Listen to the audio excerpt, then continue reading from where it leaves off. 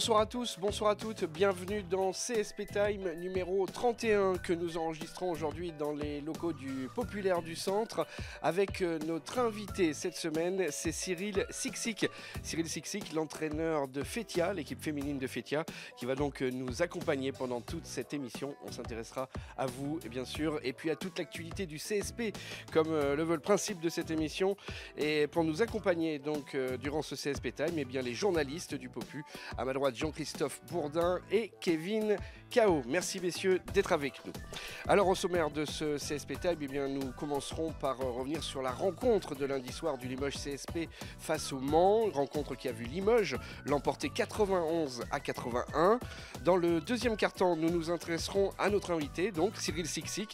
Nous parlerons de son parcours d'entraîneur. Et puis dans le troisième quart-temps, ce sera le temps du débat. Débat que nous aborderons donc avec nos invités. Dans le quatrième quart-temps, nous reviendrons sur le deuxième match de cette semaine du CSP. Ce sera à Beaublanc contre Chalon-Reims. Et nous conclurons bien sûr cette émission par les traditionnels top et flop. CSP Time numéro 31, c'est parti. Alors on commence tout de suite par un retour, messieurs, sur le match de lundi soir du Limoges CSP face au Mans. Limoges qui a été plutôt brillant, victoire 91-81. Je vais poser la première question à Kevin. Quel est le premier renseignement que vous avez tiré de cette rencontre ? L'enseignement bateau, c'est que le Limoges CSP a mis fin à une série de 5 défaites consécutives. Le Limoges CSP avait absolument besoin d'une victoire pour continuer à croire au play-off. Et le CSP a gagné. Je dirais pas avec la manière, mais le Limoges CSP a fait l'essentiel face à une faible équipe du Mans pour moi. Et le principal enseignement, c'est que Limoges est toujours en course pour les play-offs. Il a surtout cassé cette spirale négative là, qui commençait à peser un peu. Oui, c'était important puisque 5 défaites consécutives, 4 en championnat, une avec la Leaders Cup. Donc on avait l'impression que le ressort était un petit peu cassé pour cette équipe. Alors cette victoire, elle est bienvenue évidemment. Il faut reconnaître, donner tout le mérite aux Limougeaux d'avoir été chercher cette victoire face à, comme l'a dit Kevin, à une très faible équipe du Mans. On n'a pas franchement été convaincus par cette équipe mancelle. Des joueurs qui nous étaient annoncés là gros comme des maisons et qui ont été c'était peut-être leur frère ou leur cousin qui était sur le terrain lundi soir. Donc ça a été très décevant cette équipe du Mans. Limoges a eu le mérite de faire les choses plutôt correctement, de façon assez cohérente, mais peut-être pas toujours. Donc, il ne faut peut-être pas s'emballer non plus sur ce retour, sur cette victoire en tout cas. Mais bon, voilà, on la prend, elle est bonne à prendre et surtout, c'est important de casser cette spirale. Est-ce que ce CSP vous a convaincu, Cyril ? Ce qui m'a convaincu, c'est que Limoges a réussi à trouver les failles du Mans. Après, l'équipe en elle-même on sait des qualités. J'attendais autre chose, moi, sur ce match-là, parce que Le Mans, je pensais que ça allait être aussi plus costaud. Et Limoges a vraiment fait un beau parcours avant les défaites consécutives. Donc, je m'attendais véritablement à autre chose sur le match. Maintenant, je pense que le coach a fait du bon boulot parce qu'il a trouvé les failles. Il a, en première mi-temps, bien évalué les changements défensifs du Mans. Il a trouvé aussi les retards défensifs sur les pick and roll. Ça, ils ont su les jouer. Ils ont gagné leur duel. Maintenant, collectivement, moi, je reste un peu sur ma faim parce que je n'ai pas vu véritablement, c'est peut-être par rapport à mes sensibilités, mais un jeu collectif fort. J'ai plus vu des individualités prendre le pas sur d'autres. Le CSP semble pourtant avoir maîtrisé une grande partie de ce match, hein, Jean-Christophe. Oui, alors il l'a maîtrisé, mais il y a un petit côté à relativiser, c'est l'adresse à 3 points de Limoges, qui a été assez invraisemblable. Fin du troisième quart-temps, ils sont à 71% de réussite, ce qui est quand même assez énorme.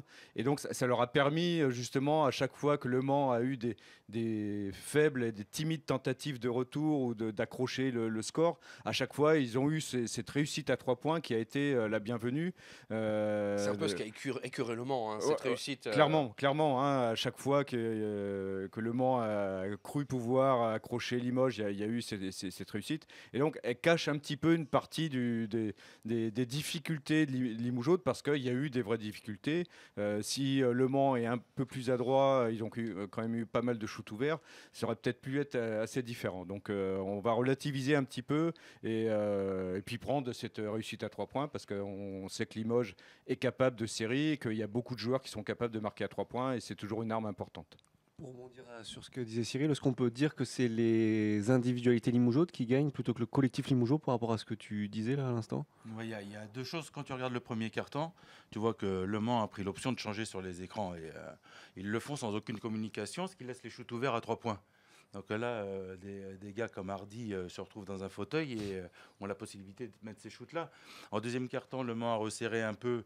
Et là, ils trouvent une autre solution. C'est le jeu de percussion, parce qu'on les voit beaucoup plus aller sur la ligne des lancers francs.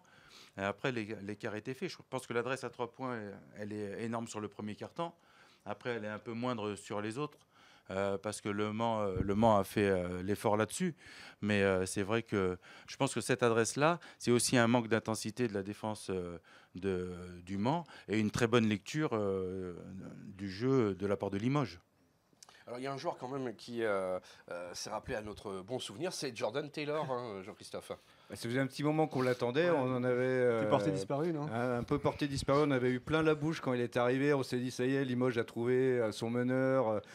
C'est pas Perrantes, machin et tout. Donc on avait été enthousiaste et très enthousiaste lorsqu'il est arrivé. Mais c'est vrai qu'il avait un petit peu disparu de la circulation.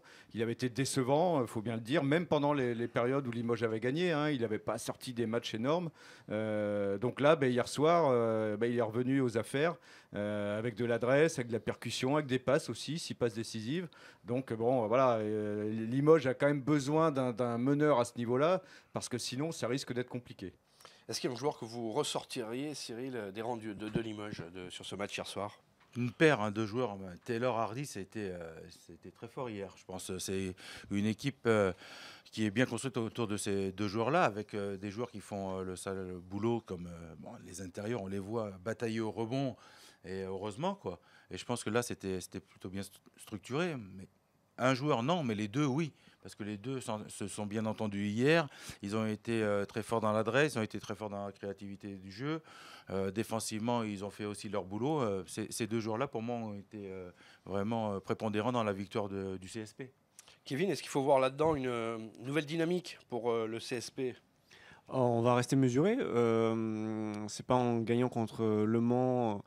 C'est bien de démarrer une semaine Oui. à 3 matchs avec par une belle victoire. On va dire que le Limoges CSP a gagné face à une équipe à sa portée. Le Limoges peut gagner face à Chalon-Reims, qui est aussi une équipe à sa portée. En fait, Limoges, tout simplement, va enchaîner face à des équipes à sa portée. Et s'il veut croire au play-off, il doit gagner face à ces équipes. Donc, une nouvelle dynamique, oui, on l'espère, mais elle sera entre guillemets normale par rapport au potentiel de Limoges et par rapport à ses futurs adversaires. Il faut attendre François Perronnet dans le même genre de dispositif tactique. Hier, on a vu un CSP jouer quasiment sans ses deux postes 4.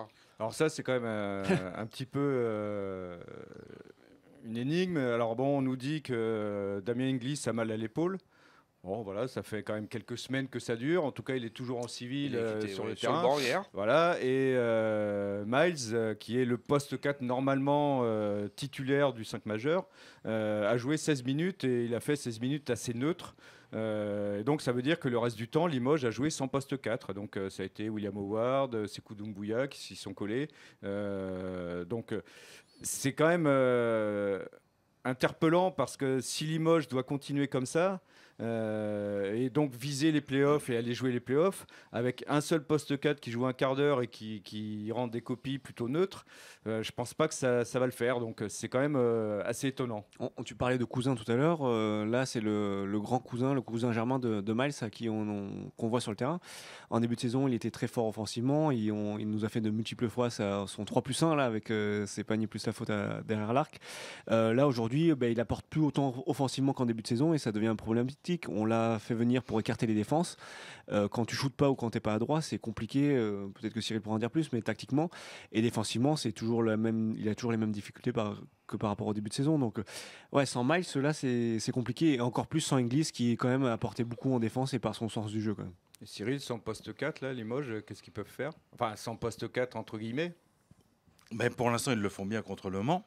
Mais c'est sûr qu'au bout d'un moment, tu auras besoin de tes joueurs majeurs. Et je pense que Miles, c'est quand même un joueur majeur. Je ne sais pas pourquoi il ne joue pas. Seul le coach pourra répondre.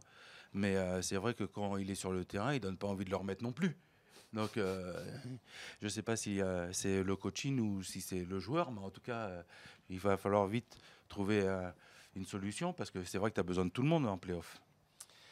Merci messieurs, c'est terminé donc pour ce premier carton. On vous donne rendez-vous bien sûr sur le site internet lepopulaire.fr ainsi que sur notre page Facebook Le Populaire Sport pour partager, pour commenter bien sûr tout ce qui a été dit dans cette émission. Merci à vous de nous avoir suivis. On vous donne rendez-vous demain pour le deuxième carton.